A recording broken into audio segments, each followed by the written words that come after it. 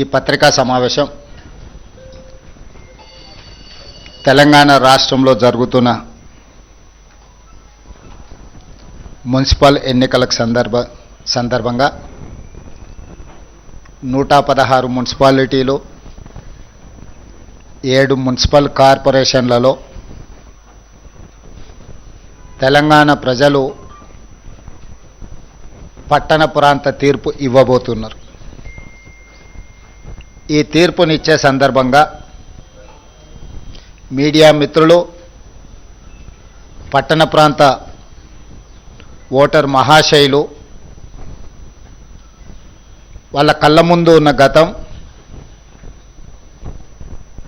వాళ్ళ భవిష్యత్తును ఆలోచన చేసుకొని అంచనా వేసుకొని తీర్పునివ్వాల్సిందిగా ఓటర్లకు నేను విజ్ఞప్తి చేస్తున్నా. ఈ సందర్భం వాళ్ళ కళ్ళ ముందు ఉన్న గతం, వాళ్ళ భవిష్యత్తును ఆలోచన చేసుకొని అంచనా వేసుకొని తీర్పునివ్వాల్సిందిగా ఓటర్లకు నేను విజ్ఞప్తి చేస్తున్నా. ఈ సందర్భంగా ఈ ఎన్నికల బరిలో ప్రధానంగా త్రిముఖ పోటీ జరుగుతుంది. ఈ త్రిముఖ పోటీలో కేంద్రంలో అధికారంలో ఉన్న భారతీయ జనతా పార్టీ, గత 10 సంవత్సరాలు తెలంగాణ రాష్ట్రంలో అధికారంలో ఉన్న బీఆర్ఎస్, అదేవిధంగా ఈనాడు అధికారంలో ఉన్న కాంగ్రెస్ పార్టీ మధ్యలో దాదాపుగా త్రిముఖ పోటీ జరుగుతూ ఉన్నది. అక్కడక్కడ మిగతా పార్టీలు ఉన్నా ప్రధానంగా ఈ 3 రాజకీయ పార్టీల మధ్యలోనే ఈ ఎన్నికల వాతావరణం మోహరించి ఉన్నది. ఈ సందర్భంగా 3 సార్లు నరేంద్ర మోడీ గారు ప్రధానమంత్రిగా, 12 సంవత్సరాల నుంచి కేంద్ర ప్రభుత్వం చేసిన అభివృద్ధి కానీ, తెలంగాణ రాష్ట్రానికి సంక్షేమమైన అదనపు ప్రాజెక్టులు ఏమైనా మంజూరు చేసినరా ఈరోజు మనం మొట్టమొదట చర్చించుకుందాం. 2014 పార్లమెంట్ ఎన్నికల సందర్భంగా ఆనాటి గుజరాత్ ముఖ్యమంత్రి నరేంద్ర మోడీ గారు మహబూబ్ నగర్ జిల్లా ఎన్నికల ప్రచారంలో పాలమూరు రంగారెడ్డి ఎత్తిపోతల ప్రాజెక్టును జాతీయ ప్రాజెక్టుగా చేసి అత్యంత వెనుకబడిన ప్రాంతం వలసల జిల్లా మహబూబ్ నగర్ జిల్లాకు ప్రతి ఎకరాకు నీళ్లు ఇస్తామని చెప్పి నరేంద్ర మోడీ గారు స్పష్టంగా వారే స్వయంగా హామీ ఇవ్వడం జరిగింది.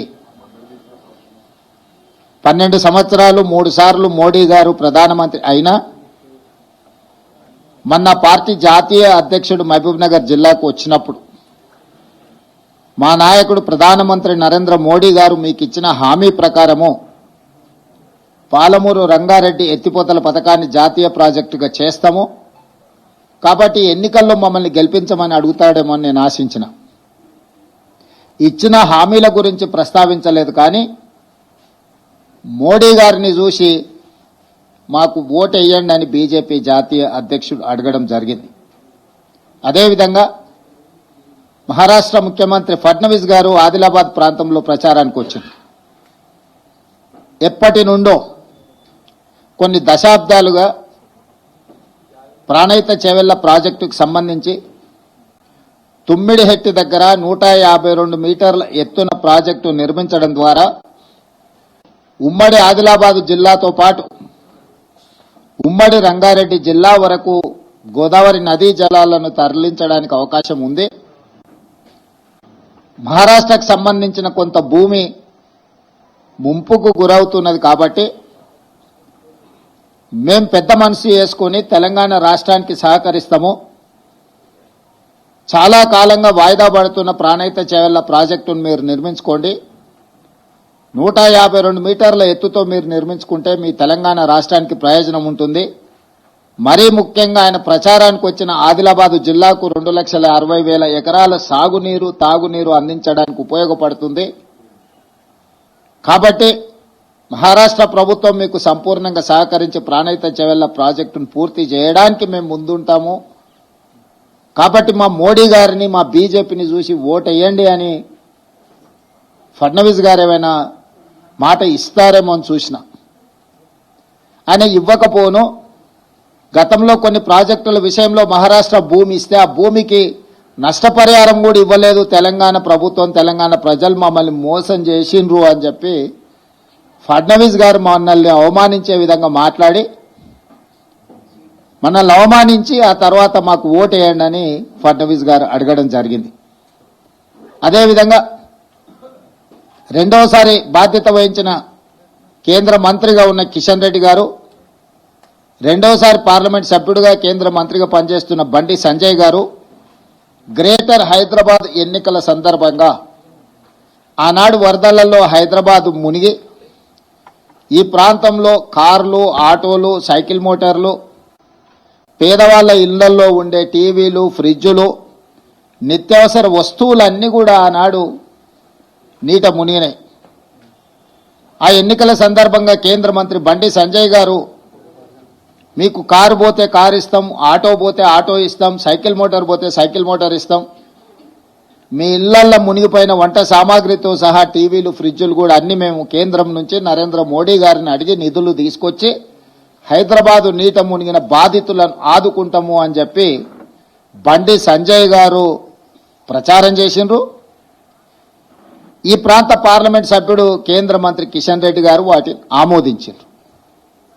ఈనాటి వరకు వీటి ఊసే ఎత్తలేదు. ఆనాడు ముంపుకు కారణమైన మూసీ ప్రక్షాళన కోసం వాళ్ళ ఎన్నికల మేనిఫెస్టోలో 10,000 కోట్ల రూపాయలు కేంద్ర ప్రభుత్వం నుంచి తెచ్చి మూసీని పునరుద్ధరిస్తాం, మూసీని ప్రక్షాళన చేస్తామనే హామీ కూడా గ్రేటర్ హైదరాబాద్ మున్సిపల్ ఎన్నికల సందర్భంగా భారతీయ జనతా పార్టీ ఇక్కడి ఓటర్లకు మాట ఇవ్వడం జరిగింది. ఆ మాట నమ్మి దాదాపుగా 150 కార్పొరేటర్లు హైదరాబాద్లో ఉంటే భారతీయ జనతా పార్టీకి దాదాపుగా 50 మంది కార్పొరేటర్లను 1/3 ఓటర్లు భారతీయ జనతా పార్టీకి ఓటేయడం జరిగింది.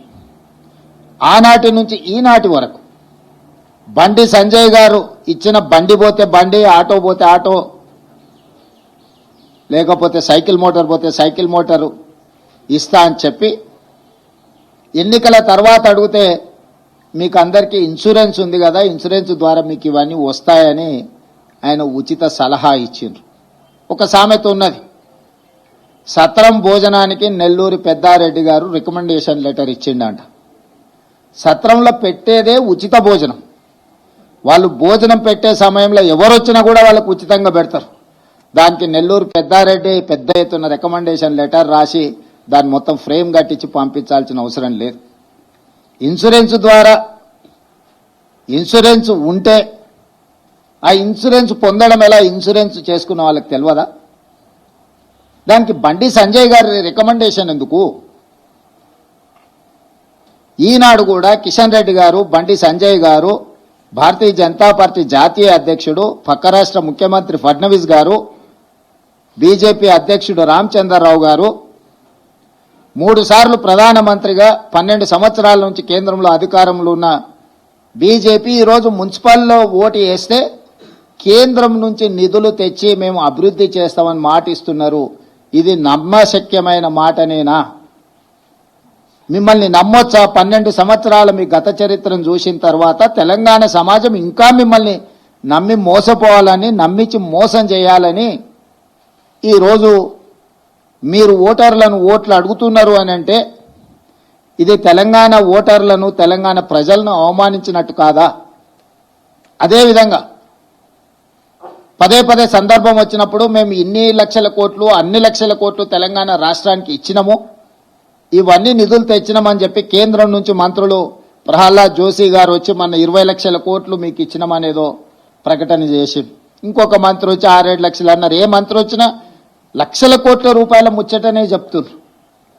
దీనికి ఏంది అని అంటే నేను మా చీఫ్ సెక్రటరీ గారిని, ఫైనాన్స్ సెక్రటరీ గారిని అడిగిన, నిజంగా ఈ నిధులు వచ్చినాయా, వస్తే ఎక్కడున్నాయి, ఎక్కడ దాచిపెట్టారు, మరి అందులోకి వెళ్ళి ఆ ఖజానాలో నుంచి కొంతైనా తీసుకొని ఇప్పుడున్న సమస్యల్ని మరి పరిష్కరిద్దాం.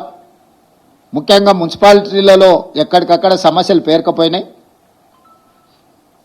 ఆ సమస్యలను పరిష్కరించడానికి కేంద్రం ఇచ్చిన నిధుల గురించి ఒకసారి నాకు వివరాలు చెప్పండి అని అంటే మా ఫైనాన్స్ సెక్రటరీ, మా చీఫ్ సెక్రటరీ గారు వచ్చి కూర్చొని, సార్ ఇందులో ప్లానింగ్ కమిషన్ రికమెండేషన్స్ ప్రకారం రాష్ట్ర ప్రభుత్వం కేంద్ర ప్రభుత్వాలకు చెల్లిస్తున్న పన్నులలో రాజ్యాంగబద్ధంగా ఆయా రాష్ట్రాలకు హక్కు ఉన్నది. జనాభా ప్రాతిపదికన ఇతర ప్రాతిపదికన ప్లానింగ్ కమిషన్ రికమెండేషన్స్ ప్రకారం ఆయా రాష్ట్రాలకు కేంద్ర ప్రభుత్వం నిధులను విడుదల చేస్తుంది. తెలంగాణ రాష్ట్రం నుంచి కేంద్రానికి మనం చెల్లించే ప్రతి రూపాయికి 42 పైసలు తిరిగి మనకు కేంద్రం ఆ నిధులను వెనక్కి పంపుతుంది అని చెప్పాను. నేను అడిగిన మరి ఇతర రాష్ట్రాల పరిస్థితి ఏంది? తెలంగాణ రాష్ట్రానికి కేంద్రానికి తెలంగాణ రాష్ట్ర ప్రజలు ₹1 తెలంగాణ రాష్ట్ర ప్రభుత్వం ₹1 పన్నుల రూపంలో చెల్లిస్తే అందులో నుంచి 58 పైసలు కేంద్ర ప్రభుత్వం పట్టుకొని తెలంగాణకు 42 పైసలు ఇస్తున్నారు అని చెప్పాను. అప్పుడు నేను మిగతా తెలంగాణ రాష్ట్రంలో కర్ణాటకకి ఎంత వస్తున్నది అని అడిగిన. ₹1 కర్ణాటక చెల్లిస్తే 16 పైసలు కర్ణాటకకి ఇస్తున్నారు. తమిళనాడుకి ఎంత ఇస్తున్నారు అని అంటే ₹1 చెల్లిస్తే తమిళనాడుకి 26 పైసలు ఇస్తున్నారు. తెలంగాణకు 42 పైసలు ఇస్తున్నారు. కేరళకు 49 పైసలు ఇస్తున్నారు. దక్షిణాది రాష్ట్రాలైన కర్ణాటకకి ₹1 కేంద్రానికి పన్ను చెల్లిస్తే 16 పైసలు తిరిగి మనకు పథకాల రూపంలో వస్తున్నాయి. తమిళనాడు ₹1 చెల్లిస్తే తమిళనాడుకు 26 పైసలు వస్తున్నాయి. తెలంగాణ రాష్ట్రానికి 42 పైసలు వస్తున్నాయి ₹1కి. కేరళ రాష్ట్రానికి 49 పైసలు వస్తున్నాయని చెప్పి దక్షిణాది రాష్ట్రాలకు సంబంధించి ఈ రకమైన వివక్ష ప్లానింగ్ కమిషన్ అంచనాలు లెక్కలు వేయడంలోనే లోపభూయిష్టంగా ఉండి దక్షిణాది రాష్ట్రాలకు భారతీయ జనతా పార్టీ తీరని అన్యాయం చేస్తుంది. మనకు రావాల్సిన నిధులు మన వాటా సక్రమంగా దక్కడం లేదు అని చెప్పి అధికారిక లెక్కలు చెప్పింది. సరే మంచిది, మరి ఉత్తరాది రాష్ట్రాలు బీజేపీ అధికారంలో ఉన్న రాష్ట్రాల పరిస్థితి ఏంది అని అడిగినప్పుడు బీహార్ రాష్ట్రం ₹1 పన్ను చెల్లిస్తే బీహార్కు ₹6.06 కేంద్రం నిధులు విడుదల చేస్తుంది. మధ్యప్రదేశ్కి ₹1 మధ్యప్రదేశ్ ప్రజలు పన్ను చెల్లిస్తే ₹2.09 మధ్యప్రదేశ్కు కేంద్ర ప్రభుత్వం నిధులు కేటాయిస్తుంది. అదే పెద్ద రాష్ట్రమైన ఉత్తరప్రదేశ్ పరిస్థితి ఏంది అని అంటే ₹1 ఉత్తరప్రదేశ్ కేంద్రానికి చెల్లిస్తే ₹2.03 ఈరోజు ఉత్తరప్రదేశ్కి కేంద్రం నిధులు విడుదల చేస్తుంది. మరి ఇప్పుడు నేను కేంద్రం నుంచి వచ్చి కేంద్రం మీకు ఇన్ని లక్షల కోట్లు ఇస్తుంది అని చెప్పినప్పుడు నేను స్పష్టంగా బండి సంజయ్ గారిని, కిషన్ రెడ్డి గారిని, ఇతర రాష్ట్రాల నుంచి వచ్చిన వాళ్లకు ఎట్లాగూ మన పట్ల మన రాష్ట్రం పట్ల ప్రేమ లేదు, వాళ్ళు మన వాళ్ళు కాదు, వాళ్ళు మనకు నిధులు ఇవ్వరు, కేంద్ర మంత్రిగా పనిచేస్తున్న కిషన్ రెడ్డి గారిని, బండి సంజయ్ గారిని నేను అడుగుతున్నా, దక్షిణాది రాష్ట్రాలకు కర్ణాటక, తమిళనాడు, కేరళతో పాటు తెలంగాణకు తీరని అన్యాయం జరుగుతున్నప్పుడు మిగతా 3 రాష్ట్రాలను పక్కన పెట్టని తెలంగాణ రాష్ట్రం ₹1 చెల్లిస్తే 42 పైసలు మాత్రమే మనకు వస్తున్నప్పుడు ఏ రోజైనా మోడీ గారిని కానీ, కేంద్ర ప్రభుత్వాన్ని కానీ, ప్లానింగ్ కమిషన్ను కానీ, నీతి ఆయోగ్ను కానీ మా పట్ల వివక్ష ఉన్నది, మాకు రావాల్సిన నిధులు రావడం లేదు, ఇంకొక పక్కన బీహార్కు ₹6.06, మధ్యప్రదేశ్కు ₹2.09, ఉత్తరప్రదేశ్కు ₹2.03 మీరు అత్యధికంగా నిధులను తరలిస్తున్నారు. ఇది వివక్ష. ఈ వివక్షను సవరించండి, సరిదిద్దండి, తెలంగాణకు నిధులు ఇవ్వండి అని ఏ రోజైనా కిషన్ రెడ్డి గారు కానీ, బండి సంజయ్ గారు కానీ ఏమైనా మాట్లాడినరా?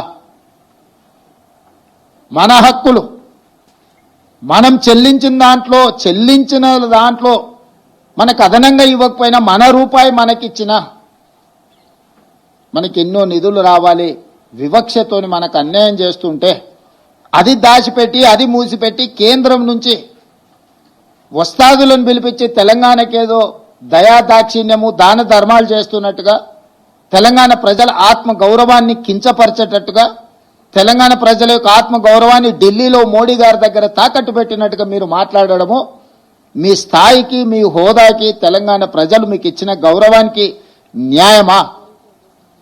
మీకు 8 పార్లమెంట్ సభ్యులు ఇస్తే మీరు తెలంగాణకు తీసుకొస్తున్నది, 1 రూపాయి చెల్లిస్తే ఈరోజు 42 పైసలు. దీంట్లో ఇక్కడ కూడా నెల్లూరు పెద్దారెడ్డి రికమెండేషన్లు అవసరం లేదు. ప్లానింగ్ కమిషన్ క్యాలిక్యులేషన్స్ ప్రకారం, ఇతర రాజ్యాంగబద్ధంగా కల్పించిన హక్కు ప్రకారము ఒక ప్రాతిపదికన లెక్కలేసి డెవల్యూషన్ ఆటోమేటిక్గా రాష్ట్రాలకు పంపిస్తారు. దీంట్లో ఎవ్వరేం చేసేది లేదు. ఆటో మోడ్ ఆటోమేటిక్గా నీకు రావాల్సింది వస్తుంది. దీంట్లో ఎవరి ప్రయత్నం కానీ ఎవరి ఆలోచన కానీ దాన్ని ఏదైనా పెంచాలంటే ప్రయత్నం చేయాలి. కానీ ఈ ఆటో మోడ్లో డెవల్యూషన్ ప్రకారం మనకు రావాల్సింది మనకు వస్తుంది. ఇందులో ఎవరు చేసింది లేదు, ఎవరు తెచ్చింది లేదు. మరి కేంద్ర ప్రభుత్వం నుంచి ఎట్లా తెచ్చుకోవాలని మీరు అడగొచ్చు. ఎస్, ఇన్కమ్ ట్యాక్స్ కానీ క్యాపిటల్ గెయిన్స్ కానీ ఇతర రూపాలలో కేంద్ర ప్రభుత్వమే డైరెక్ట్గా పన్నులు వసూలు చేస్తుంది దేశం మొత్తం. అందులో హైయెస్ట్ క్యాపిటల్ గెయిన్స్లో కానీ ఇన్కమ్ ట్యాక్స్లో కానీ ఇతర రకరకాల పన్నుల రూపంలో తెలంగాణ రాష్ట్రం కూడా అత్యధికంగా, డెవలప్డ్ స్టేట్స్ అయినా దక్షిణాది రాష్ట్రాలే ఈ దేశంలో అత్యధికంగా పన్నులు చెల్లిస్తున్నారు. అది కేరళ, తమిళనాడు, తెలంగాణ, ఆంధ్రప్రదేశ్, కర్ణాటకనే దాదాపుగా ఈ దేశంలో వసూలు చేసే పన్నుల్లో 40% పైగా కేవలం ఈ 4 రాష్ట్రాల నుంచే ఈరోజు మనం చెల్లిస్తున్నాము. అవి సరాసరి కేంద్ర ప్రభుత్వం దగ్గరికి వెళ్తాయి. కేంద్ర ప్రభుత్వ ఖజానాలో ఈ నిధులన్నీ ఉంటాయి.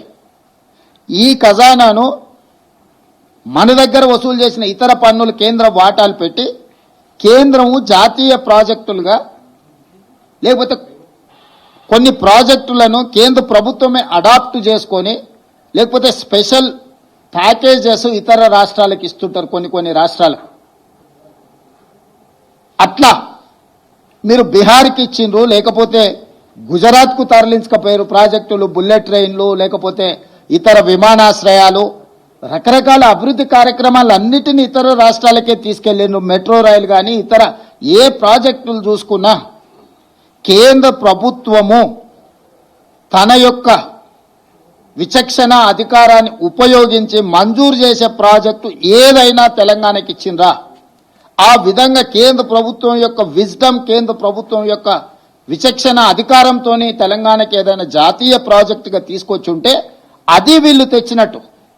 పాలమూరు రంగారెడ్డి ఎత్తిపోతల జాతీయ ప్రాజెక్టు చేసిన ఉంటే వీళ్ళు తెచ్చినట్టు. మూసీ నదికి 10,000 20,000 కోట్ల రూపాయలు అదనంగా కేంద్ర ప్రభుత్వం నుంచి గ్రాంట్ తీసుకొస్తే తెచ్చినట్టు.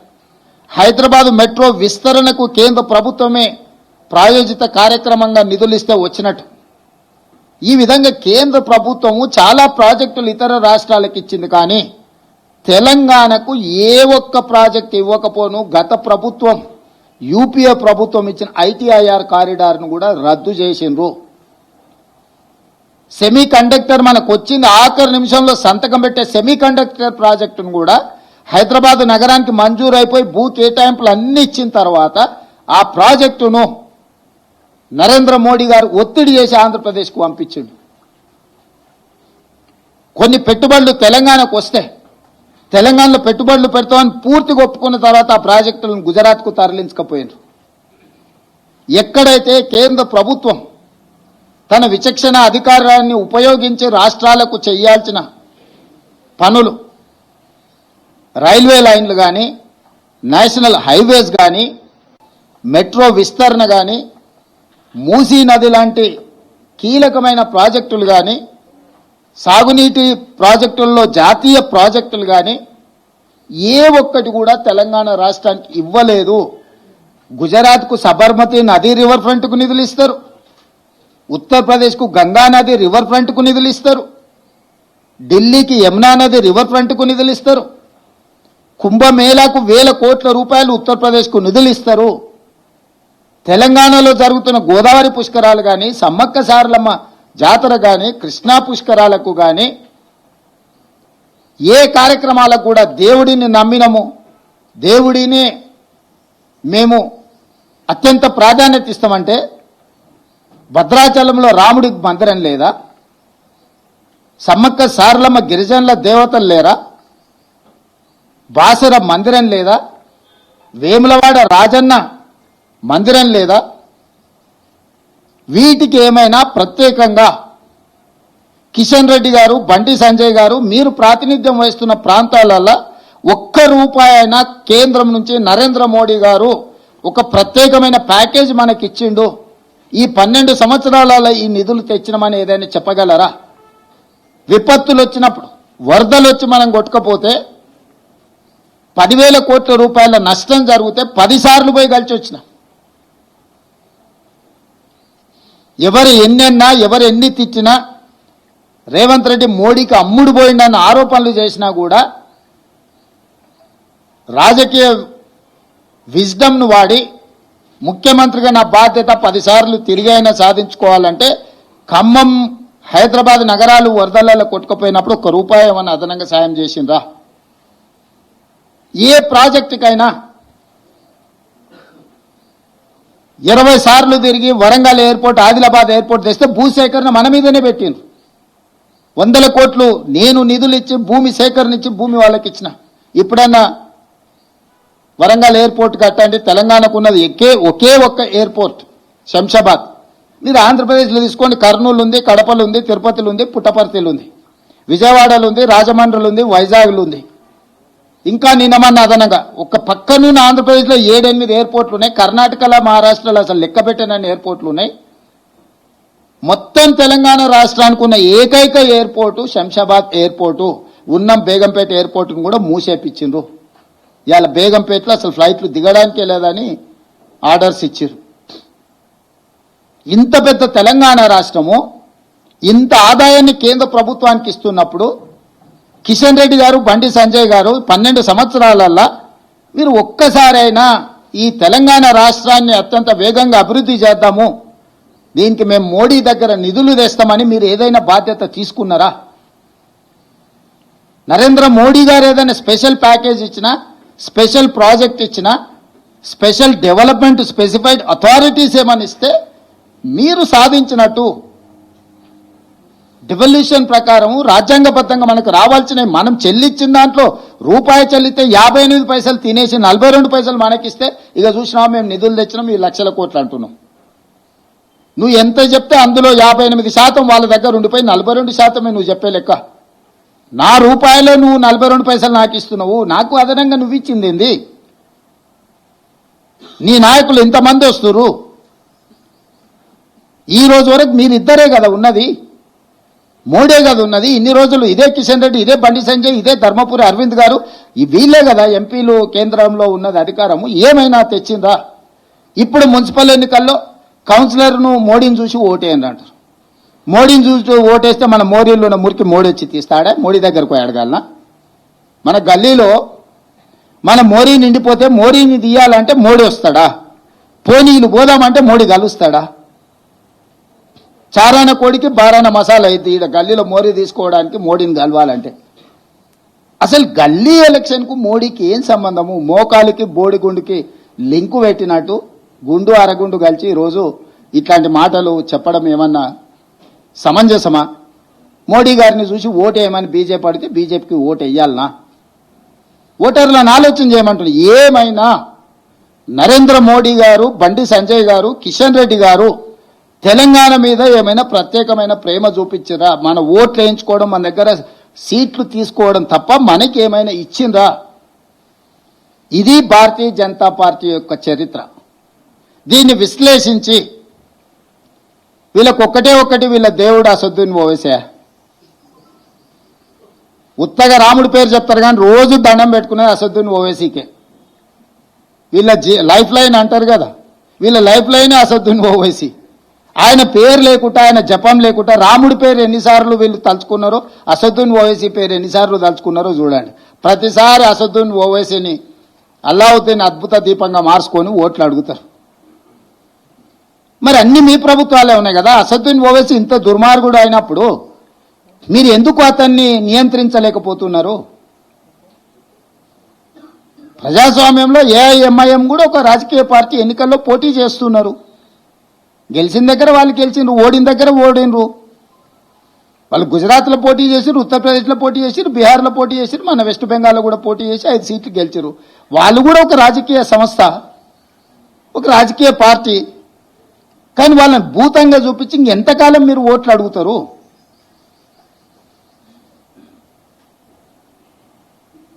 కాబట్టి కేవలం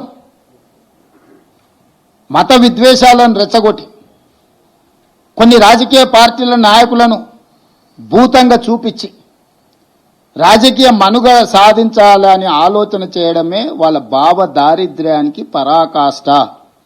ఈ భావ దారిద్ర్యాన్ని చూసి బీజేపీకి ఓటు వేయాలన్న తెలంగాణ ప్రజలు మీరు ఆలోచన చెయ్యండి. ఇక రెండవ పార్టీ బీఆర్ఎస్ 10 సంవత్సరాలు వాళ్ళే, పంచాయతీ మెంబర్ నుంచి పార్లమెంట్ వరకు వాళ్ళే ఉన్నారు, మున్సిపల్ కౌన్సిలర్ నుంచి ముఖ్యమంత్రి వరకు వాళ్ళే ఉన్నారు. 10 ఏళ్లలో వాళ్ళు లేని పదవి ఏదన్నా ఉందా? వాళ్ళ పార్టీ, వాళ్ళ కుటుంబం వాళ్ళే కదా ఉన్నది. ముఖ్యమంత్రి కేసీఆర్, మున్సిపల్ శాఖ మంత్రి కేటీఆర్ గారు, వార్డు మెంబర్ నుంచి పంచాయతీ మెంబర్ నుంచి పార్లమెంట్ వరకు అందరూ. వాళ్ళ నుంచి గెలవకపోయినా అభివృద్ధి జరగాలంటే మా పార్టీలో చేరాలని ఉన్నోళ్ళందరినీ వాళ్ళే కలుపుకున్నారు. ఇప్పుడు 116 మున్సిపాలిటీలు, 7 మున్సిపల్ కార్పొరేషన్, నాకు తెలిసి 99% వాళ్ళ చేతుల్లో. ఎవ్వరు రెండో పార్టీ లేదు 2 సార్లు, ఇంక్లూడింగ్ గ్రేటర్ హైదరాబాద్. 10 సంవత్సరాలు మీరే ఉంటే మున్సిపాలిటీలో ఈరోజు సమస్యలు ఉన్నాయి, ఈ సమస్యలు పరిష్కరించడానికి మాకు ఓటేయండి అని అడుగుతారేంది? అసలు ఇది ఎక్కడి విచిత్రం? ఎక్కడి విచిత్రం ఇది? మేమేమి ఎప్పుడు మున్సిపల్లో లేమే, మొదటిసారి మేము ఓటు అడుగుతున్నాం. మేము ఇంతకుముందు మేము కౌన్సిలర్ కాదు, కార్పొరేటర్ కాదు, గ్రామాల సర్పంచ్ కాదు, ఏదీ లేము. మేము మొత్తం మీరే ఉన్నారు. మంత్రులు మీరే, ఎంపీలు మీరే, ఎమ్మెల్యేలు మీరే, ఎమ్మెల్సీలు మీరే, మేయర్లు మీరే, చైర్మన్లు మీరే, సర్పంచులు మీరే, జిల్లా పరిషత్ మీరే. అసలు బీఆర్ఎస్ 10 సంవత్సరాలలో ఏ ఒక్క పదవులైనా ప్రతిపక్షాన్ని బ్రతకనిచ్చిండ్రా? పార్టీ ఫిరాయింపులకు అభివృద్ధి ముసుగు తోడికి ఉన్నోళ్ళందరినీ మీ పార్టీలనే చేరుకున్నారు. 100% మీ చేతుల్లోనే ఉన్నది, నిధులన్నీ మీ చేతుల్లోనే ఉన్నాయి, అధికారం అంతా మీదే ఉన్నది, పెత్తనం అంతా మీరే చెలాయించారు. ఇవాళ ఏ మున్సిపాలిటీల సమస్య ఉన్నా దానికి ప్రధానమైన కారణం బీఆర్ఎస్ కాదా? దానికి కేసీఆర్, కేటీఆర్, హరీష్ కాదా? ఎందుకంటే కీలమైన శాఖలన్నీ వీళ్ళ ముగ్గురు దగ్గరనే ఉన్నాయి కదా. మిగతా వాళ్ళందరూ వాళ్ళ చేతుల్లో కీలు బొమ్మలే కదా. వాళ్ళు కేవలం తోలుబొమ్మల ఆట ఆడిచ్చారు. మిగతా వాళ్ళని మంత్రుల రూపంలో ముఖ్యమంత్రి గారిని కలవడానికి పోతే కూడా గేటు బయట నుంచే మెడల్ బట్టి నెట్టేసిరు హోంగార్డ్స్, మనం చూసినాం కదా. 10 సంవత్సరాలు మీరే ఉండి మున్సిపల్ అయితే నిన్నటి వరకు మీరే. ఇప్పుడు మళ్ళీ మాకు ఓటేయండి అని బీఆర్ఎస్ అడుగుతుంది. అసలు అంటే ఏ మాత్రం కూడా మొహమాటం కానీ, అసలు సమాజం ఏమనుకుంటుంది మనం ఇంత వల్ల? ఇది ఏమైనా సమాజం ఆమోదిస్తుందా? అమరాన్ని ఎప్పుడో సామెత చెప్తుండే, బర్తగించిన కోడి అంట బజార్లకు వచ్చి గుడ్డు పెట్టిందంట. గట్లున్నది బీఆర్ఎస్ వాళ్ళ వ్యవహారం. ఇద్దరు హరీష్ రావు గారు, కేటీఆర్ గారు ప్రతి మున్సిపాలిటీ తిరిగి మాకు ఓటేయండి అని అడిగితే బర్తగించిన కోడి బజార్లకు వచ్చి గాడిద గుడ్డు పెట్టినట్టు ఉంది వీళ్ళు అడిగే విధానం, వీళ్ళు చెప్పే మాటలు. మీరు లేనిది ఏదన్నా ఉంటే ఇప్పుడు మీకు కొత్తగా ఇస్తే మీరు ఏదైనా చేస్తారని అనుకోవచ్చు. 20 లక్షల కోట్ల రూపాయలు మీకు ఇస్తే పేదోళ్ళకి ఇండ్లు కట్టించిండ్రా? ఇండ్ల సంగతి చాలా దూరం, అసలు రేషన్ కార్డులన్నీ ఇచ్చిండ్రా? సన్న బియ్యం ఇవ్వాలని వెనకటి చెప్పిండు కేసీఆర్ గారు. ముఖ్యమంత్రి మనవాడు ఏదైతే బియ్యం తింటుండో పేదోళ్ళకి అదే సన్న బియ్యం తినిపిస్తామని ఇచ్చిండా? మీరు జర్నలిస్టులు, మీరు కూడా ఉన్నారు కదా ప్రజాక్షేత్రంలో, మీ గుర్తింపు కార్డు, మీ ప్లాట్ల గురించి ఇట్లా చెప్పుకుంటూ పోతే ఒక్కొక్క వర్గానికి, ఏ ఒక్క వర్గానికన్నా ఉద్యోగాలు ఇచ్చారా, రేషన్ కార్డులు ఇచ్చారా, సన్నబియ్యం ఇచ్చిండ్రా? అసలు ఏది వీళ్ళు అమలు చేసింది? పట్టణ ప్రాంతాలలో మోరీలు అన్న తీసిండ్రా? వరదలు వచ్చి కొట్టుకపోతే కనీసం పలకరియనన్నా పలకరిచ్చారా? ఏమీ చేయకుండా ఇప్పుడు మళ్ళొచ్చి మాకు ఓటేయండి, మేము ఇరగదీస్తాం, పగలదీస్తామని అంటున్నారు. జర్సేపటికి ఏంటన్నా ఒకరో ఇద్దరు గెలిచారు అనుకో. ఇప్పుడు కేసీఆర్ గెలిచిండు, ప్రతిపక్ష నాయకుడు అయ్యండి, ఎప్పుడైనా సభకు వచ్చిండా? నాయకుడే ఎట్లుంటే కిందోళ్ళు ఎట్లుంటారు? రేపు వీళ్ళు వస్తారా మున్సిపాలిటీకి?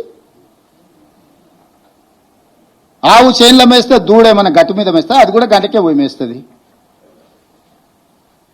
25 నెలలో 26 నెలలు అయింది, జీతభత్యాలు తీసుకుంటుండు, ప్రతిపక్ష హోదా తీసుకున్నాడు, క్యాబినెట్ ర్యాంక్ పవర్ ఎంజాయ్ చేస్తున్నాడు. ప్రభుత్వం నుంచి అన్ని వసతులు పొందుతున్నాడు. ఒక్కసారి కూడా సభకు రాలే. ఒక సమస్య మీద చంద్రశేఖరరావు గారు ప్రతిపక్ష నాయకుడిగా పని చెయ్యలేదు. ఇది మీ కళ్ళ ఎదుటనే జరుగుతున్న విషయం కదా. మిగతా వాళ్ళు వచ్చినా కూడా సభను ఎట్లా నడవకుండా అడ్డుకోవాలనే ప్రయత్నం చేస్తుంది తప్ప సభలో ఏమన్నా విషయాలు ప్రస్తావించరా? ఇన్నిసార్లు శాసనసభ జరిగితే రేపు మున్సిపాలిటీలో అప్పితప్పి ఆడొగరు ఈడొగరు ఎవరైనా కౌన్సిలర్లు కార్పొరేటర్లు గెలిస్తే వీళ్ళు ఆ మున్సిపాలిటీలలో జరిగే అభివృద్ధికి వీళ్ళు సహకరిస్తారా? బీఆర్ఎస్కి అసలు అర్హత ఉన్నదా ఓటు అడగడానికి? 23లో అధికారం పోయి 24 పార్లమెంటులో గుండుసున్న వచ్చి 25లో సర్పంచ్ ఎన్నికలలో చావు తప్పి కన్నులొట్టబోయి ఈ పరిస్థితిలో అహంకారం, విషము, విద్వేషపూరితమైన ప్రసంగాలు, రెచ్చగొట్టే మాటలు స్థాయికి మరిచి చూస్తుంటే మా ఈగల్ టీంకు చెప్పాల్సి వచ్చేటట్టుంది. నార్కోటిక్ ఎనాలిసిస్ ఏదన్నా గంజాయి కానీ కొకైన్ కానీ హెరాయిన్ కానీ ఏమైనా కొట్టి మాట్లాడుతున్నారా వీళ్ళ మాటలు చూస్తుంటే అని. ఎందుకంటే హోష్లో లేకుండా ఉన్నోడు అట్లాంటి మాటలు మాట్లాడతాడు. హోష్లో ఉన్నోడు, ఈ సమాజం పట్ల బాధ్యత ఉన్నోడు, పెద్ద పెద్ద చదువులు చదువుకున్నా అనుకునేటోడు మాట్లాడే మాటలేనా? ఇలాంటి వాళ్ళకి ఈరోజు ఓటేయమని అడిగితే వాళ్ళు అడుగుతారు. ఎందుకంటే వాళ్ళకి దోపిడీ అలవాటు పడ్డది. ఏ రూపాయి కూడా ఇసుక వదలే, గాలి వదలే, నీరు వదలే, ఇండ్లు వదలే, ఏది వదలే. లాస్ట్కు భార్యాభర్తలు మాట్లాడుకునే టెలిఫోన్ సంభాషణలు కూడా వదలలే వాళ్ళ పైశాచిక ఆనందానికి. ఇదొక మానసిక రోగం, జబ్బు. ఇప్పుడు వీళ్ళు వచ్చి ప్రతిపక్షాలను, జడ్జులను, జర్నలిస్టులను, సినిమా తారాల్ని, భార్యాభర్తల్ని ఎవరిని వదలలే వీళ్ళ పైశాచిక ఆనందగాని. ఒక మానసిక రోగంతో, ఒక ఉన్మాదంతో టెలిఫోన్ ట్యాపింగ్ను అడ్డం పెట్టుకొని వ్యాపారస్తుల ఫోన్లు ట్యాపింగ్ చేసి వాళ్ళని బెదిరించి 100 కోట్ల రూపాయల ఎలక్టోరల్ బాండ్స్, 100 ఎకరాల భూములు రాయించుకున్నారని విచారణల విస్తుపోయే విషయాలు బయటకు వచ్చినాయి. అసలు ఈ చేసిన తప్పిదాలకు పోలీసు అధికారులు నేరగాళ్ళని పట్టుకొచ్చినప్పుడు సిగ్గయ్య ఆ నేరగాళ్ళ ముఖానికి నల్ల ముసుగేసుకొని వస్తారు, కళ్ళకు మాత్రం ఇట్లా బొక్కలు పెట్టి.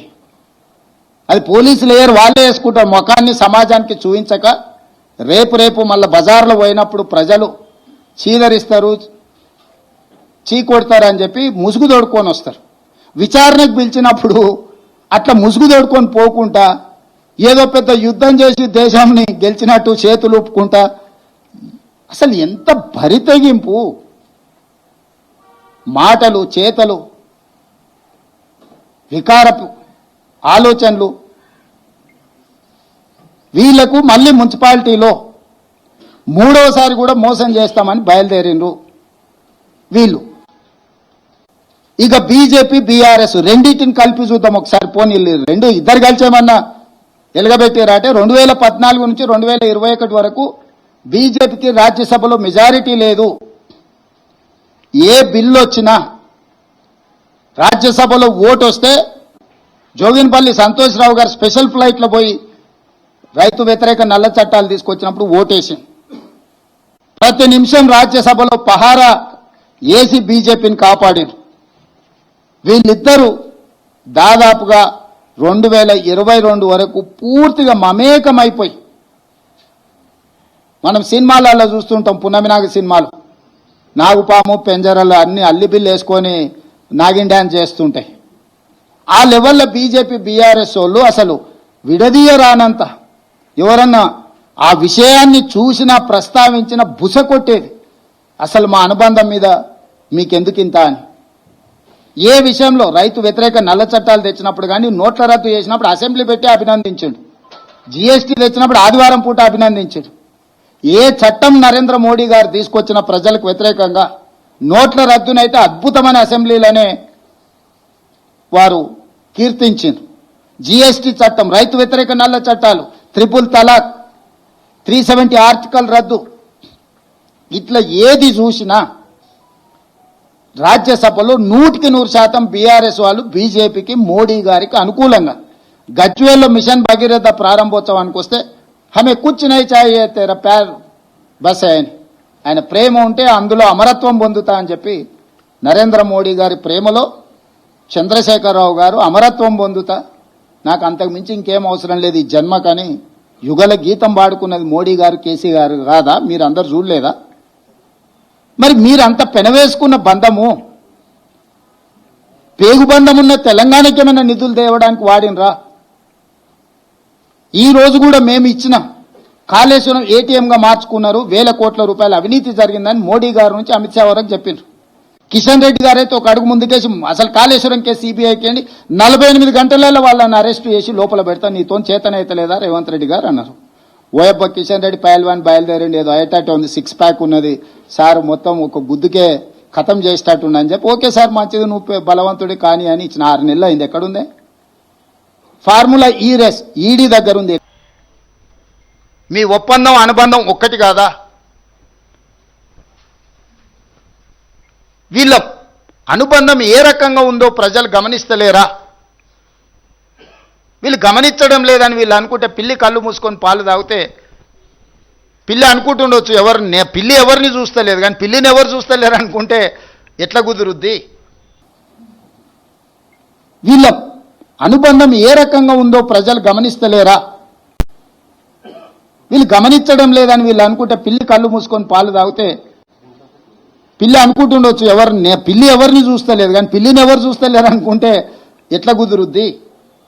ఈరోజు బీజేపీ బీఆర్ఎస్ అనుబంధం కూడా ఇలాంటిదే. కాబట్టి బీఆర్ఎస్ ఓటు అడిగే అర్హతనే లేదు, నైతికత సంగతి చాలా దూరం, అసలు ఓటు అడిగే అర్హతనే లేదు.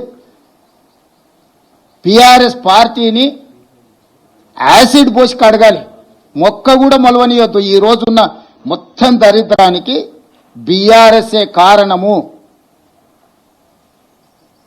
మొక్క కూడా మళ్ళీ మొలకెత్తొద్దంటే యాసిడ్ పోస్తారు. యాసిడ్ పోసి కడుగుతే కానీ ఈ రాష్ట్రానికి మున్సిపాలిటీలకు పట్టిన ఈ దుర్భరమైన పరిస్థితి నుంచి తెలంగాణ సమాజం బయటపడదు. ఇక మీరు నన్ను అడగొచ్చు, మరి మీ సంగతి ఏంటి సార్, మరి మీరు కూడా 2 ఏళ్ళు అయింది కదా. 2 ఏళ్ళలో 10 ఏళ్ళు ఒక ఆయన చేసిండు, 12 ఏళ్ళు ఒక ఆయన చేసిండు, నేను 2 సంవత్సరాలు చేసిన. 12 బీజేపీ, 10 సంవత్సరాలు కేసీఆర్ గారు, 2 సంవత్సరాలు కాంగ్రెస్ పార్టీ. 2 సంవత్సరాల అధికారంలోకి వచ్చిన మొదటి రోజే 3 విడతలుగా ప్రభుత్వ ఉద్యోగులకు జీతాలు ఇచ్చేది. జీతం ఎప్పుడు వస్తుందో తెలియని పరిస్థితి తెలంగాణ రాష్ట్రంలో ఉండే. ఆ రోజు నుంచి ఈ రోజు వరకు ప్రతి ప్రభుత్వ ఉద్యోగికి మొదటి తారీఖు నాడు జీతం ఇస్తున్నాం. ఆ మధ్యకాలంలో వాట్సాప్లలో పెట్టుకోరు, భార్యలు నమ్మడం లేదు, మొదటి తారీఖు నాడు మా జీతం పడదంటే మా సతీమణులు కూడా మమ్మల్ని నమ్మతలేరు, కావాలంటే చూడండి అని వాట్సాప్లలో వాళ్ళ కుటుంబ సభ్యుల సంతోషాన్ని మొదటి తారీఖు నుంచి మేము వచ్చినప్పటి నుంచి ప్రభుత్వం కోసమే, తెలంగాణ రాష్ట్ర పునర్నిర్మాణం కోసం పనిచేస్తున్న ప్రభుత్వ ఉద్యోగస్తులకు మొదటి తారీఖు నుంచి జీతం మేము ఇచ్చిన వాట వాస్తవం కాదా? 5 లక్షల రూపాయల ఆరోగ్యశ్రీని ఆనాడు అరాకొరగా ఇస్తే దాన్ని 10 లక్షల రూపాయలకు పెంచి ఈరోజు అమలు చేస్తున్నది నిజం కాదా? ఆడబిడ్డలకు ఆర్టీసీలో ఉచిత ప్రయాణం అంటే ఆనాటి నుంచి ఈనాటి వరకు డిసెంబర్ 7 నాడు మేము అధికారం 23 నాడు చేపడితే డిసెంబర్ 9, 2023 నాడు బస్సు ప్రయాణం మొదలు పెడితే ఈ రోజు వరకు ఏ ఒక్క ఆడబిడ్డ కూడా అనా పైసా బస్సులో చెల్లించలే. ఆర్టీసీ నష్టాలలో ఉండి కార్మికులు ఆత్మహత్యలు చేసుకుంటుంటే ఈ 2 సంవత్సరాలల్లా రాష్ట్ర ప్రభుత్వం 9,000 కోట్ల రూపాయల ఆర్టీసీకి చెల్లించి ఈరోజు లాభాల బాటలో ఆర్టీసీ కార్పొరేషన్ని కాపాడినము. 50,000 ఆర్టీసీ కార్మికులు ఈరోజు నిద్రపోగలుగుతున్నారు, కుటుంబ సభ్యులతో కనీసం గడపగలుగుతున్నారు. 10 ఏళ్ళు రేషన్ కార్డు ఇవ్వలే. రేషన్ కార్డు ఏంది, దాని గుర్తింపు విలువైందా?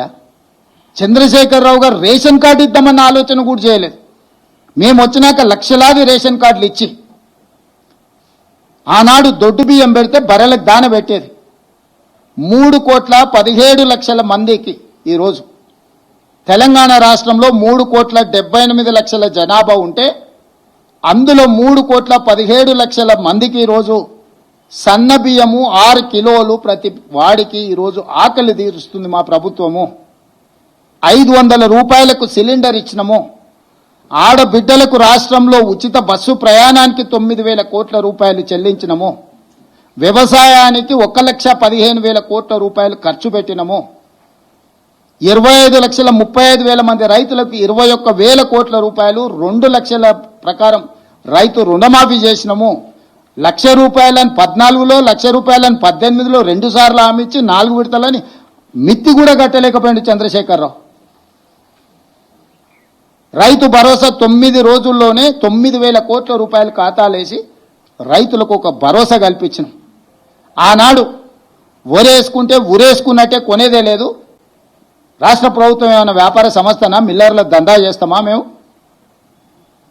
రైతులు పండించిన ఒడ్లు కొనడంతో 7,500 కోట్ల రూపాయలు మాకు నష్టం జరిగింది. మేము కొనము, ఒరేసుకుంటే ఊరేసుకున్నట్టు అని చంద్రశేఖరరావు గారు చెప్పారు. మీరందరు సజీవ సాక్షి. ఈనాడు దేశంలోనే ప్రతి సీజన్లో హయ్యెస్ట్ భారతదేశంలో వరి ఉత్పత్తి చేస్తున్న తెలంగాణ రాష్ట్రం. చివరి గింజ వరకు కొనడమే కాకుండా సన్న వడ్లకు 500 రూపాయల బోనస్ ఇచ్చి ఈరోజు ఈ రాష్ట్రంలో అత్యధికంగా వరి ధాన్యాన్ని ఉత్పత్తి చేస్తున్న రాష్ట్రము దేశంలోనే తెలంగాణ నెంబర్ 1. ఇవాళ పూర్తి స్థాయిలో రైతులు పండించిన పంటను కొని 48 గంటల్లోనే వాళ్ళ ఖాతాలు వేస్తున్నాం. అంతకుముందు తడి పేరు మీద, తాలు పేరు మీద క్వింటాల్కి 10 కిలోలు దండి కొట్టేది. ఇవాళ ఎవరన్నా ధైర్యం చేస్తుండ్రా? ఎక్కడైనా ఫిర్యాదు ఉన్నదా? ఆనాడు డబుల్ బెడ్రూమ్ ఇండ్లని ఊరిచ్చిండు. ఇందిరమ్మ ఇండ్లు 70 ఇండ్లు. ఈ 70 ఇండ్ల కొడుకు కోడలు ఉంటే ఆడుంటారు, బిడ్డ అల్లుడు పండగకు వస్తే ఆడవంటారు, కోడి పిల్లను కుక్క పిల్లను ఉంటే ఏడగట్టేసుకుంటారు అని అద్భుతంగా పిట్టకథలు చెప్పగలిగిండు. ఎవరికైనా ఇచ్చిండా? 2004 నుంచి 2014 వరకు 10 సంవత్సరాలలో ఆనాడు వైఎస్ రాజశేఖర రెడ్డి గారు కాంగ్రెస్ పార్టీ 25 లక్షల ఇందిరమ్మ ఇండ్లు తెలంగాణలో పేదలకు ఇచ్చిండ్రు. మరి 2014 నుంచి 2024 వరకు చంద్రశేఖరరావు గారు ఏమి ఇచ్చిండ్రు? సంవత్సరానికి 2 లక్షల ఇండ్లు ఒకవేళ కట్టుంటే కూడా ఎక్కువ కూడా అక్కర్లేదు, 20 లక్షల ఇండ్లు పేదవాళ్ళకు వచ్చి ఉండేటివి. ఎవరికైనా ఇండ్లు ఇచ్చిండా? మేము వచ్చిన ఎంబడే నియోజకవర్గానికి 3,500 ఇండ్ల ప్రకారం 4,50,000 ఇందిరమ్మ ఇండ్లు, ప్రతి పేదవాడికి ఇల్లు మంజూరు అయితే 5 లక్షల రూపాయలు నగదు పని అయిన ఎంబడే ఖాతాలో పడేటట్టు. ఎక్కడైనా ఇందిరమ్మ ఇండ్ల దళారులు కానీ చేతివాటం కానీ ఎక్కడైనా కనిపించిందా? ఎక్కడైనా చిన్నదేనన్నా ఉంటే కూడా ఎంబడే వాళ్ళను ఉద్యోగాల నుంచి తొలగించిన చరిత్ర ఉంది. ఇందిరమ్మ ఇండ్లలో ఎక్కడైనా లోపం ఉందా? నోటిఫికేషన్లు ఇవ్వాలి, పరీక్షా పత్రాలు జిరాక్స్ సెంటర్లో వాళ్ళు అమ్మాలి. ఎప్పుడైనా పోటీ పరీక్షలు చేసిండా? 2011లో గ్రూప్ 1 నియామకం జరిగితే 2026 వరకు అసలు నియామకాలు జరగలే. మళ్ళీ మేము వచ్చిన తర్వాతనే నోటిఫికేషన్ ఇచ్చి group 1, group 2, group 3, group 4, teachers, police 2 ఏళ్లలో 70,000 ప్రభుత్వ ఉద్యోగాలు ఇచ్చినాం. మొత్తం ప్రతి ప్రభుత్వ ఉద్యోగం మేము ఇచ్చిన వాళ్ళ లిస్ట్ అంతా రిలీజ్ చేస్తాం. మీరు లెక్క పెట్టుకొని అసెంబ్లీలో మొత్తం కాగితాలు తీసుకొచ్చి పెడితే ఎన్ని కట్టలైనా సరే డిజిటల్ మాన్యువల్ మొత్తం ఇస్తా. స్కూల్స్ డైట్ ఛార్జెస్ పెంచలేదండి. పిల్లలకు అరాకలతో చచ్చిపోతుంటే 40% డైట్ ఛార్జెస్ పెంచిన, 200% కాస్మెటిక్ ఛార్జెస్ పెంచిన. Young India integrated residential schools 20,000 కోట్లతో పనులు ప్రారంభించుకున్నాం. యంగ్ ఇండియా స్కిల్స్ యూనివర్సిటీ పెట్టుకున్నాం, యంగ్ ఇండియా స్పోర్ట్స్ యూనివర్సిటీ పెట్టుకున్నాం. ఈరోజు స్కూల్స్లో మొత్తం ప్రక్షాళన చేసి ఫేషియల్ రికగ్నైజేషన్ సిస్టమ్ తీసుకొచ్చి టీచర్లను పిల్లల్ని సమన్వయం చేసుకొని ముందుకు వెళ్తున్నాం. ఇట్లా ఒక్కొక్క శాఖలో ప్రక్షాళన చేసుకుంటూ ఒక పక్కన సంక్షేమం, రెండవ పక్కన అభివృద్ధి. మోడీ గారు ఇచ్చినా ఇవ్వకపోయినా మూసి రివర్ ఫ్రంట్ ఈరోజు మనం కట్టుకుంటున్నాం. మెట్రో సహకరించినా సహకరించకపోయినా మనం విస్తరణ చేసుకుంటున్నాం. రీజనల్ రింగ్ రోడ్ మీరు ఇస్తే ఇచ్చిండ్రు, లేకపోతే లేదు అని మనం నిర్మాణం చేసుకోవడానికి సన్నాహకాలు ఏర్పాటు చేసినాం. చిన్న చిన్న కాలనీలు లేకపోతే ఫైనాన్షియల్ ఏరియా డిస్ట్రిక్ట్స్ కాకుండా కంప్లీట్గా ఒక సిటీనే ఈరోజు భారత్ ఫ్యూచర్ సిటీని మనం నిర్మించుకుంటున్నాం. ఈరోజు గ్లోబల్ సమ్మిట్ చేసుకున్నాం. ఇవి పక్కన పెట్టండి, 100 సంవత్సరాల బీసీ కులగణన ఎవరైనా చేసిరా అండి? 100 సంవత్సరాల సమస్యకు భారతదేశంలోనే తలమానికంగా ఈరోజు social economic education employment political and caste survey చేసి దేశానికే ఆదర్శంగా నిలబడి బీసీ జనాభాను లెక్కలేసి ఫిబ్రవరి 4, 2024లో మొదలుపెట్టి ఫిబ్రవరి 4, 2025లో కంప్లీట్ చేసి సోషల్ జస్టిస్గా ఫిబ్రవరి 4ని మనం అఫీషియల్గా డెడికేట్ చేసుకున్నాం. ఇవాళ బలైన వర్గాలు వాళ్ళ లెక్కలు వాళ్ళు తేలిన సంతోషంలో లేరా? మాదిగా ఉపకులాల వర్గీకరణ 40 సంవత్సరాల నుంచి రావణ కాష్టంగా మండుతుంటే దేశంలోనే మొట్టమొదటి రాష్ట్రంగా వర్గీకరణ సమస్యకు శాశ్వత పరిష్కారం చూపిస్తే ఈరోజు బుడగ జంగాల నుంచి అత్యంత వెనుకబడిన మాదిగా ఉపకులాలు ఈరోజు డాక్టర్లుగా, ఇంజనీర్లుగా, ఈరోజు గ్రూప్ 1 ఆఫీసర్లుగా సెలెక్ట్ అయినరు. ఈ సమస్యకు మేము పరిష్కారం చూపించలేదా? 100 సంవత్సరాల బీసీ కులగణనకు శాశ్వత పరిష్కారం చూపించినాము. 40 సంవత్సరాల ఎస్సీ వర్గీకరణకు శాశ్వత పరిష్కారం చూపించినాము. సంక్షేమంలో మేము ఇచ్చిన ప్రతి మాట నిలబెట్టుకోవడానికి శాయశక్తుల ప్రయత్నం చేస్తున్నాము. తెలంగాణ రాష్ట్రాన్ని ప్రపంచంతోనే పోటీ పడే విధంగా ఈరోజు అభివృద్ధి పదం వైపు నడిపిస్తున్నాము. 2 సంవత్సరాలనే ఇన్ని చేయగలిగినాము. 12 ఏళ్ళు లేనినోడు మమ్మల్నే తిడతాడు, 10 సంవత్సరాలు దోసుకున్నోడు మమ్మల్నే తిడతాడు. మమ్మల్ని కాదని వాళ్ళకు ఓటేయమంటారు. అందుకే ఓటర్లకు నేను స్పష్టంగా విజ్ఞప్తి చేస్తున్నా. 12 సంవత్సరాల మోడీ గారి పరిపాలన, 10 సంవత్సరాల చంద్రశేఖరరావు గారి దోపిడీని, 2 సంవత్సరాల మా సంక్షేమాన్ని, అభివృద్ధిని బేరీజు వేసుకొని మీరు తీర్పు ఇవ్వండి. ఈరోజు రాష్ట్రంలో అధికారంలో ఉన్నది ప్రజాపాలన. ఈరోజు మేము నిధులు ఇవ్వాలన్నా, గల్లీలలో అభివృద్ధి జరగాలన్నా, సంక్షేమాన్ని గల్లీలకు చేర్చాలన్నా అక్కడ మట్టికెళ్ళినా ఇంటివాడే వెళ్ళాలన్నట్టు అక్కడ మనవాడే ఉండాలి. సమన్వయం చేసుకొని నేను ఎందుకు చెప్తున్నట్టే, శాసనసభలో చంద్రశేఖరరావు గారు ప్రధాన ప్రతిపక్ష నాయకుడుగా తన బాధ్యతను తను నెరవేర్చినుంటే ఆ పార్టీ ప్రతిపక్షంలో కూడా ప్రజల పక్షాన మాట్లాడుతుంది, ప్రజల పక్షాన కొట్లాడుతుంది. కాబట్టి కొంతమంది గెలవనియండి అని అనేవాడిని. వాళ్ళు విధ్వంసం చేయడమే, అడ్డుకోవడమే, ఎక్కడికక్కడ అభివృద్ధిని నియంత్రించడమే కార్యక్రమంగా పెట్టుకొని గ్రూప్ 1లో కోర్టులో పిటిషన్లు ఇస్తే హైకోర్టు చెంప చెల్లుమనిపించింది. బీసీలకు స్థానిక సంస్థలలో 42% రిజర్వేషన్లు ఇస్తే కోర్టులో పిటిషన్ వేసి కొట్టేపించారు. ఇప్పుడు బీఆర్ఎస్ వాళ్ళు ఆ పిటిషనర్కి వాళ్ళ టికెట్ ఇచ్చిండ్రు. రంగు బయటపడ్డది కదా, ఎవరు అడ్డుకున్నారో. మన సర్పంచ్ల 49.83% బీసీలకు మేము సర్పంచ్లు ఇచ్చినాం. ఇవాళ కౌన్సిలర్లు, కార్పొరేటర్లు 61% ఇచ్చినాం. పార్టీ పరంగా ఇచ్చినాం. చట్టంలో అవకాశం లేకపోతే స్వీయ నియంత్రణ పెట్టుకొని పార్టీ కమిట్మెంట్తో ఈరోజు 61% కౌన్సిలర్లు, కార్పొరేటర్లు బీసీలకు ఇచ్చినాం. ఇది మా కన్విక్షన్, ఇది మా కమిట్మెంట్, ఇది మా అప్రోచ్. కాబట్టి 3 పార్టీలను సంపూర్ణంగా విశ్లేషించండి.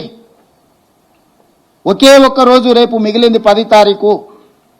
24 గంటల్లో మీ భవిష్యత్తు నిర్ణయం జరగబోతుంది. మీ గల్లీలో మీ సమస్యలు పరిష్కారం కావాలంటే ఎవరు పరిష్కరించగలరో, ఎవరు అభివృద్ధి చేయగలరో ఆలోచన చేయండి, విశ్లేషించండి. ఢిల్లీ నుంచి మోడీ గారు మన గల్లీలో మోరీ తీయడానికి వస్తారా? ఫామ్ హౌస్లో ఉన్న కేసీఆర్ గారు మన నీటి సమస్యను, మన కరెంటు సమస్యను పరిష్కరిస్తాడా? ఈరోజు ఉపన్యాసాలు ఇస్తున్న హరీష్ రావు గారు, కేటీఆర్ గారు నిన్నటి వరకు వాళ్ళే మంత్రులు కదా, వాళ్ళ దగ్గరనే ఆర్థిక శాఖ, వాళ్ళ దగ్గరనే మున్సిపల్ శాఖ, వాళ్ళ దగ్గరనే ప్రభుత్వం ఉన్నది కదా, వాళ్ళ కుటుంబం చేతిలోనే తెలంగాణ రాష్ట్రం అంతా బందీగా ఉన్నది కదా.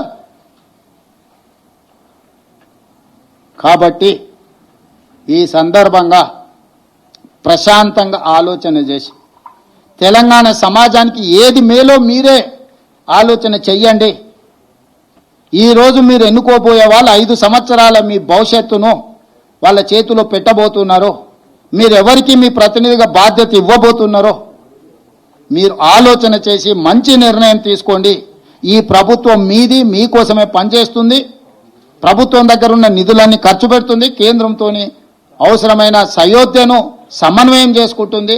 కానప్పుడు కేంద్ర ప్రభుత్వం మీద కొట్లాడడానికి ఈ ప్రభుత్వానికి ఎలాంటి బేసిజాలు లేవు. మీలాక కుమ్ముకు చీకటి ఒప్పందాలు మాకు అవసరం లేదు. ఏదున్నా ప్రజల ముందే బహిరంగంగా మా ఆలోచనలు పెడతాము. ఇవాళ కరీంనగర్కి ఔటర్ రింగ్ రోడ్డు రావాలన్నా, వరంగల్కి ఔటర్ రింగ్ రోడ్డు రావాలన్నా, ఖమ్మం అభివృద్ధి జరగాలన్నా, రామగుండం అభివృద్ధి జరగాలన్నా, నిజామాబాద్ అభివృద్ధి జరగాలన్నా, నల్లగొండ జరగాలన్నా, మహబూబ్ నగర్ మున్సిపల్ కార్పొరేషన్స్ జరగాలన్నా ఈరోజు రాష్ట్ర ప్రభుత్వమే చేయగలదు. సంపూర్ణంగా మా ప్రభుత్వానికి సహకరించండి, మమ్మల్ని ఆశీర్వదించండి. ఈ ప్రభుత్వమే ఇంకా 3 సంవత్సరాలు ఉంటుంది, ఆ తర్వాత ఇంకొక 5 సంవత్సరాలు మేమే అధికారంలోకి వస్తాము. 94 నుంచి 2004 వరకు టీడీపీకి అధికారం ఇచ్చారు. 2004 నుంచి 2014 2 సార్లు కాంగ్రెస్కి ఇచ్చారు. 2014 నుంచి 2024 టీఆర్ఎస్కు 2 సార్లు అధికారం ఇచ్చారు. 2024 నుంచి 2034 వరకు తిరిగి ఇందిరమ్మ రాజ్యాన్ని ప్రజలు ఆశీర్వదించబోతున్నారు. కాబట్టి చిన్న చిన్న భావోద్వేగాలతో ఆలోచన చేసి ఇతరులకు ఓటు వేయకండి, దానివల్ల ప్రయోజనం ఉండదు. ఈ ప్రభుత్వాన్ని ఆశీర్వదించండి, అభివృద్ధి చేసే బాధ్యత నేను తీసుకుంటా. ముఖ్యమంత్రినే కాదు, మున్సిపల్ మంత్రిని కూడా నేనే. కాబట్టి ఈచ్ మున్సిపాలిటీకి ఒక కాంప్రహెన్సివ్ మాస్టర్ ప్లాన్ తయారు చేస్తా. ఈచ్ మున్సిపల్ కార్పొరేషన్కి ఒక కాంప్రహెన్సివ్ మాస్టర్ ప్లాన్ చేస్తాను. నేనే స్వయంగా పర్యవేక్షించి మీ ప్రాంతాన్ని అభివృద్ధి చేస్తా. మీ నీటి సమస్యను, మీ మురుగునీటి సమస్యను, మీ కరెంటు సమస్యను, మీ రోడ్ల సమస్యను వీటన్నిటిని పరిష్కరిస్తా. మీకు సంక్షేమాన్ని అమలు చేస్తా, మీకు ఇందిరమ్మ ఇండ్లు మంజూరు చేస్తా. ఇవన్నీ చేసే బాధ్యత నేనే తీసుకుంటా. ముఖ్యమంత్రిగా, మున్సిపల్ మంత్రిగా తెలంగాణ ప్రజల్ని నిండు మనసుతో ఆశీర్వదించాల్సిందిగా కోరుకుంటూ మీ అందరి దగ్గర సెలవు తీసుకుంటున్నా.